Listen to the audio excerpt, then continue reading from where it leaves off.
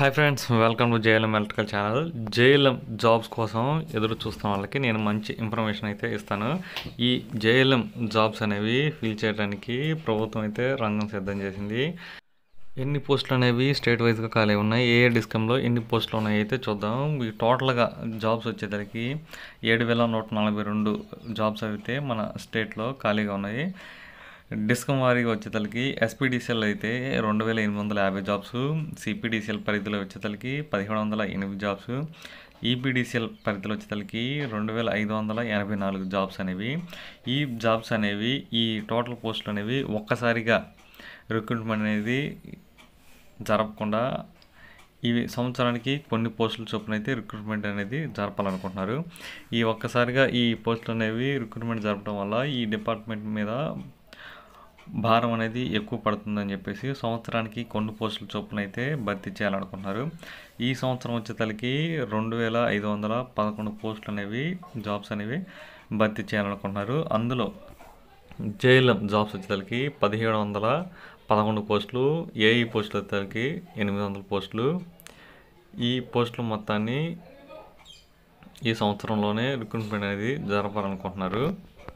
కొంతమంది అనుకోవచ్చు ఇది వచ్చేసి ఫేక్ న్యూస్ అని, కావాలంటే ఆన్లైన్లో చెక్ చేసుకోండి. ఈ డేట్ వచ్చేతలకి 16 ఆగస్టు 2025. ఈ న్యూస్ పేపర్ వచ్చేతలకి ఆంధ్రజ్యోతి.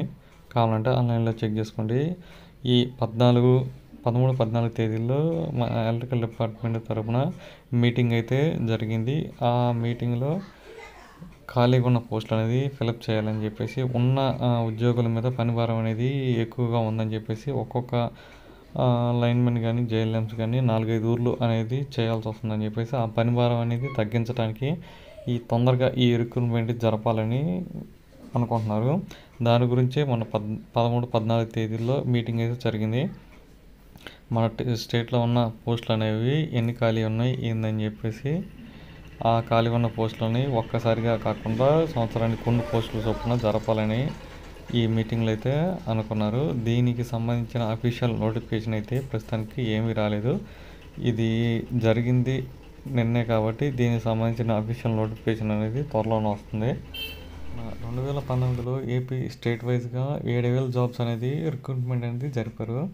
2019 తర్వాత 2021లో ఈపీడీసీఎల్, సిపిడిసిఎల్ పరిధిలో కొన్ని పోస్టులు అయితే ఇచ్చి రిక్రూట్మెంట్ అనేది జరిపారు. మా ఎస్పీడీసీఎల్ పరిధిలో అయితే 2019 తర్వాత ఎటువంటి రిక్రూట్మెంట్ అనేది జరగలేదు.